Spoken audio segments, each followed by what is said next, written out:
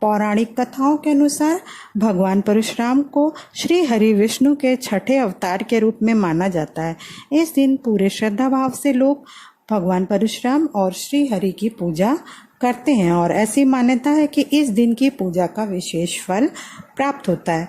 अक्षय तृतीया के दिन ही जन्म लेने के कारण भगवान परशुराम को अक्षय शक्ति प्राप्त थी। ये दिन माता अन्नपूर्णा से भी जुड़ा है। अक्षय तृतीया की पावन तिथि को ही माता अन्नपूर्णा का दिवस अवतरण दिवस भी माना जाता है। इसीलिए इस दिन मां अन्नपूर्णा का जन्म दिवस भी मनाया जाता है। मान्यता है कि इस दिन ज़रूरतमंदों की सेवा करने और उन्हें भोजन कराने से मां अन्नपूर्णा प्रसन्न होती हैं और अपना आशीर्वाद भक्तों को देती हैं, जिससे भक्तों का घर धन धान्य से भरा रहता है।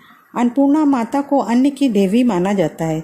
इसीलिए अन्नपूर्णा माता के पूजन से कभी भी अन्न की कमी नहीं होती है। कहा जाता है कि मां अन्नपूर्णा को धन की देवी का आशीर्वाद भी भगवान शिव से आज ही के दिन प्राप्त हुआ था। इसीलिए जो भी भक्त मां अन्नपूर्णा की इस दिन आराधना करते हैं, पूरे वर्ष भर कभी उन्हें धन धान्य की कोई कमी नहीं रहती है। उनका घर हमेशा सुख समृद्धि से भरा रहता है। अक्षय तृतीया से कृष्ण और सुदामा का संबंध भी है। अक्षय तृतीया को लेकर भगवान श्री कृष्ण और सुदामा की भी एक कथा प्रचलित है। कथा के अनुसार श्री कृष्ण के बचपन के मित्र सुदामा इसी दिन श्री कृष्ण के द्वार से अपने परिवार के लिए आर्थिक सहायता मांगने गए थे। भेंट के रूप में सुदामा के पास केवल एक मुट्ठी भर चावल ही था। श्री कृष्ण से मिलने के बाद अपनी भेंट उन्हें देने में सुदामा को संकोच हो रहा था, लेकिन भगवान कृष्ण ने मुट्ठी भर चावल सुदामा के हाथ से ले लिया और बड़े ही चाव से खाया। सुदामा ने आर्थिक सहायता के लिए श्री कृष्ण से कुछ भी कहना उचित नहीं समझा और वह बिना कुछ बोले ही अपने घर के लिए निकल पड़े। जब सुदामा अपने घर पहुंचे तो उनके टूटे फूटे झोपड़े के स्थान पर एक भव्य महल था। सुदामा को यह समझते देर नहीं लगी कि यह सब भगवान में विष्णु और उनके मित्र श्री कृष्ण के ही आशीर्वाद है। यही कारण है कि अक्षय तृतीया को धन संपत्ति से भी जोड़ा जाता है। ऐसी मान्यता है कि अक्षय तृतीया के दिन किए गए कार्यों का फल कई गुना प्राप्त होता है।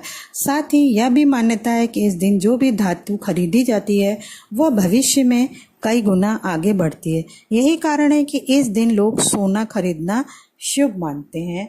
अक्षय तृतीया के दिन सूरज की किरणों में काफ़ी तेज होता है और सूर्य का संबंध सोने से होता है। इसीलिए इस दिन सोना खरीदना शक्ति और ताकत का प्रतीक माना जाता है। इसीलिए ऐसी मान्यता है कि इस दिन अगर हम भौतिक संसाधन जुटाते हैं तो घर हमेशा धन धान्य से भरा रहता है।